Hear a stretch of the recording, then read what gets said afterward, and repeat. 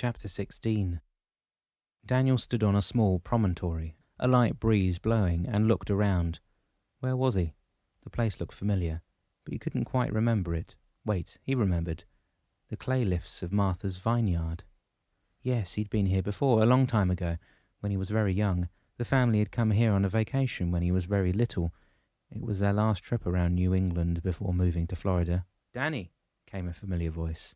He turned and fell to his knees as his heart leapt up into his throat. It was his mother. She was dressed as he always remembered, with one of those simple summer dresses and with that canary yellow scarf around her head. She smiled as she moved to his side and got down next to him. "Am I dead?" Daniel asked. Her hand caressed his cheek. Oh, it had been far too long since he'd felt her gentle touch. That hand that had offered comfort when he was troubled, discipline when he needed it, and made some great meals too. "No, my child, merely sleeping," she said. "And now it's time for you to awake." Daniel wrapped his arms around her, clinging as a small child would to their beloved caregiver. I don't want to. I don't want to leave you. Please, let me stay." "Danny, you will never leave me, and I shall always be with you," his mother said. "I am always at your side." "But I can't do this," he said. "It's an impossible task." "My child, so long as you do your best, no one can ask more. Now go." "Mother, have I been a good son?" No mother could ask more of a child. She kissed him on the forehead, even as he felt his arms being wrenched away from her. "No, I don't want to go." And with that, he woke up and sat bolt upright on the couch. "No!" Blinking, he rubbed his eyes and tried to clear his throat. He looked down. Someone had spread a blanket over him as he'd slept on the small sofa. Kelly, standing at the conference room table, turned to him. "Daniel, you okay?" He tossed the blanket aside. "Yeah, sure, it's nothing." "So who was playing mother hen to me?" Kelly blushed. "Well, you look cold." He smiled, got to his feet and stretched. "No problem. So how long was I out?" "A couple hours," she told him. "A finale is still churning out there, but our news story seems to have helped." Daniel wiped his cheek and cleared his throat again. "Oh, some good news finally." Kelly nodded. "Yeah, they project that the stock market will stop its downward spiral, and the rioting and looting have eased off a whole lot." Daniel swallowed hard. "Ah, the storm? The data's on your computer." He moved to his laptop and punched up the latest reports. "Water temp is down 10 degrees, he cried out in joy. "Kelly, check with the planes. We need a report on the storm's wind speed." A ripple of enthusiasm moved through the room. Daniel could sense it. Kelly bolted to her computer and radio and started to gather her own data. Silence. The entire room watched and waited. She turned to Daniel, a huge grin on her face. "Finale is officially at Category 5 now and dropping rapidly." Anything she said after that was lost in the eruption of joy that echoed through the room. A moment, he even lost sight of her as he was virtually smothered by almost everyone in the room. They hemmed him in like being surrounded by a football team in a huddle. Everyone was slapping him on the back, shaking his hand and offering words of congratulations. Daniel smiled. "Yes, thank you people, thank you. Now, if you please, the lack of oxygen is becoming an issue here." Everyone laughed. Kelly, wading through the crowd, finally reached Daniel and threw her arms on him. "You're a success, Daniel. You're more than that. You're a genius and a saviour." He stood there for a moment, savouring her softness. In many ways, she reminded him of his mother, in that she was loving and caring. "Well, let's hold the celebration for now, shall we?" Daniel said. "After all, that's still one incredibly bad storm, and its eye is now about 95 miles from Florida and closing in." Kelly broke from their embrace and ruffled his hair.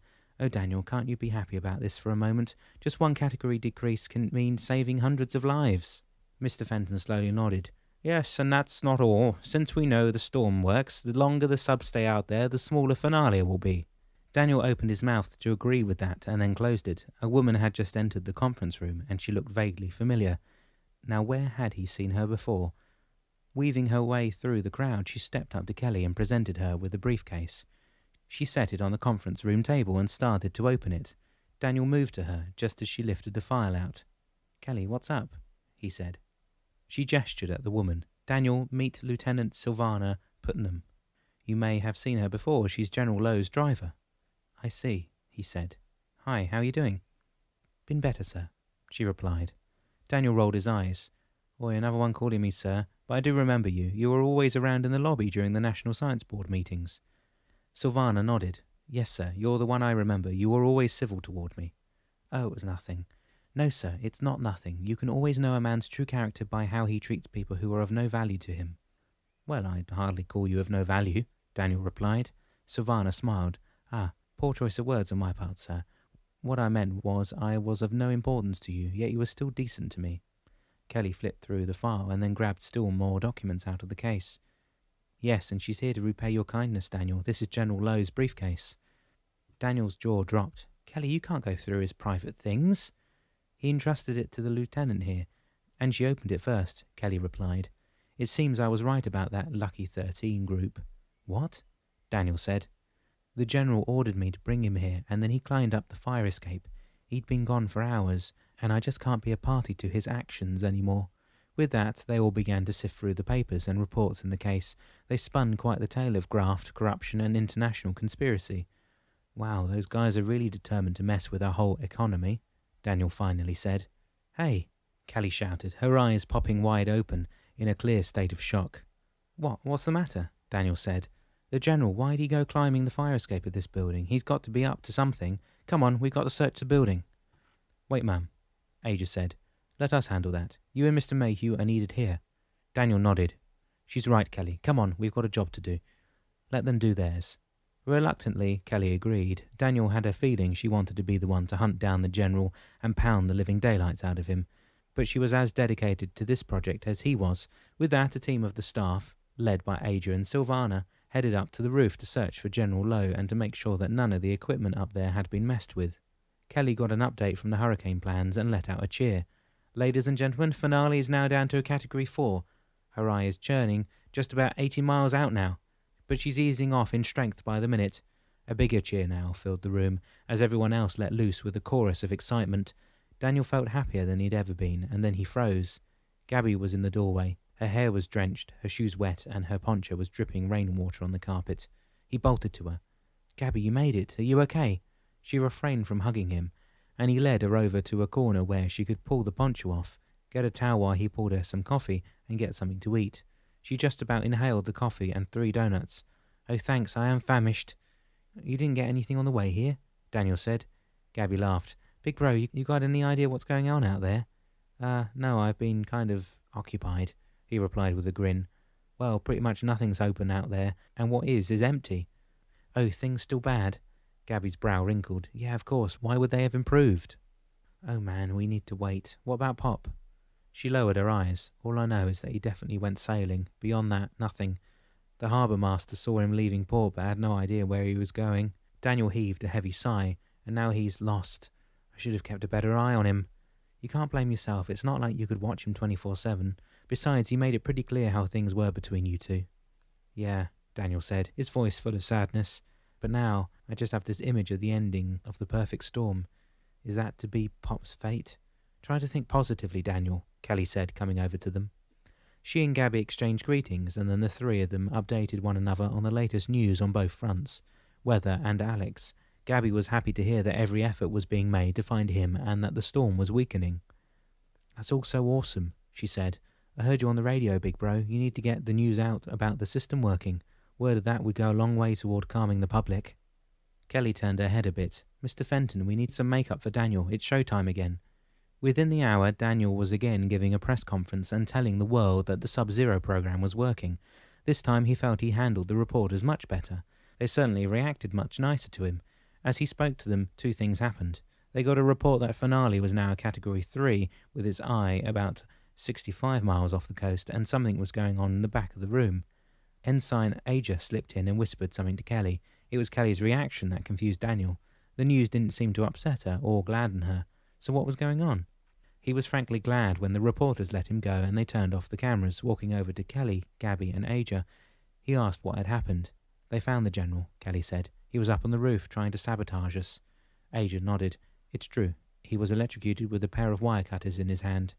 Electrocuted? Daniel said, almost shouting. So he's dead. Yes, sir. Aja replied. Wow, was all he could say. I don't know how to feel. I hate to feel happy, but I can't just feel, I don't know.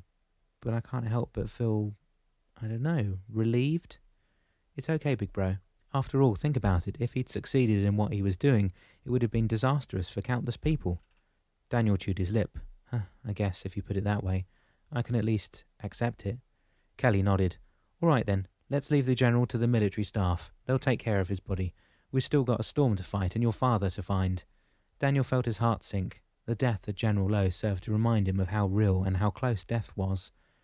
Finale was still a terrible storm, and it was a virtual certainty that Pop was out there in the midst of it. Would they be able to save him? Another thought entered his mind. He thought of his mother. Would yet another storm rob him of a parent before his time? Out in the Atlantic, Alex Mayhew was in trouble, and he knew it. His sailboat was being tossed around like a toy in a washing machine. He had long ago abandoned any hope of trying to sail out of this hurricane. The mainsail hung in tatters from what was left of the mast, the engine was flooded, and the bilge pump had long since died. At this point, all he could do was the classic batten down the hatches and try to ride it out. Through the small portholes of the boat, he could see the massive waves pounding into the sides. At this point, he was stone-cold sober, and his senses were returning. The waves had to be at least 10 to 15 feet. His wind gauge had blown away hours ago, so he had no idea as to the wind speeds, but he knew it was severe. The boat rocked and rolled in high seas, and more than once it did a complete 360. He went from the floor to the wall to the ceiling and back to the floor. Grabbing at the radio, he again switched it on. Mayday! Mayday! Mayday! This is Yankee Whiskey Foxtrot 1026. Can anyone hear me? He shouted. Silence. Not even static came out of the speaker. Was the radio dead? Alex struggled to stay on his feet next to the shelf that held the radio, but it was no use. The boat was rocking far too much for him to stand. Moving to the table, he wedged himself into the seat to help him stay put, and pulled the radio down next to him. The boat yawed and heaved, its ribs creaking and groaning. A small porthole next to him cracked. He checked the power on the radio. It was fine, so there was no problem on his end. Mayday! Mayday! Is anyone out there? He said. Can anyone hear me? Anyone? Silence. He pushed the radio aside, and it promptly went careening off the table and slammed into the far wall. Alex didn't have to be an electrician to know that it was dead. A mighty snap came from above him, and then a pounding to the bulkhead over his head. He looked up. Come on, old girl, you can take it. Please, take it. As if in answer to him, the boat did another 360 spin. Whoa! He screamed. Snap, crack, shatter. 2 portholes blew in, and jets of water followed. Alex was drenched again. Reaching behind him, he flipped the switches for the bilge pumps, but the little green light did not come on. Dagnabbit! Sitting back straight into his seat, he reached up to the cabinet above the table. He released the catch, holding the door closed and rooting around inside. It was quite the jumbled mess in there, but he finally found what he was looking for, an old frame picture. Pulling it out, he cradled it in his large calloused hand. It was the last time the family was truly all together. Oh, darling, it would appear I am soon to join you. I have but one regret. Dear Daniel. Creak. Snap. The bulkhead above him began to give way. He could see a large crack start to meander across it. Water dripped in through the narrow opening. Alex patted the side of the boat. Oh, it's okay, old girl. You did your best.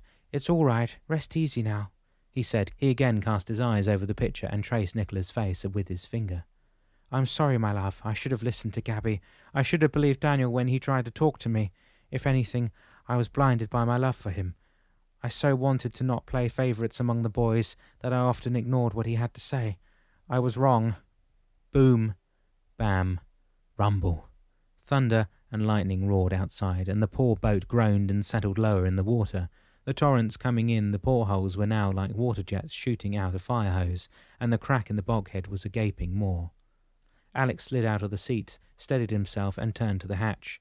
Well, old girl, if we're going to go down together, I think I'll go out and sit on deck. My last moments will not be spent cowering below decks. With that, he pulled open the hatch and was nearly knocked off his feet by the blast of hurricane winds. Gripping the hatchway with white knuckles, Alex basically clawed his way out and up on deck. Oh, what a mess. He lashed a safety line around his waist and crawled across the deck to the tiller. He knew there was no point trying to steer. The mast was completely gone, the rigging a tangled bird's nest of wires and cables, and waves were almost continuously crashing over the deck. Sitting there, Alex looked up into the raging maelstrom that churned in the sky above. He wasn't sure, but the clouds seemed to be parting a bit, just ahead, and he could see the stars and the moon. Was it really happening, or was it the end? I'm ready, he whispered.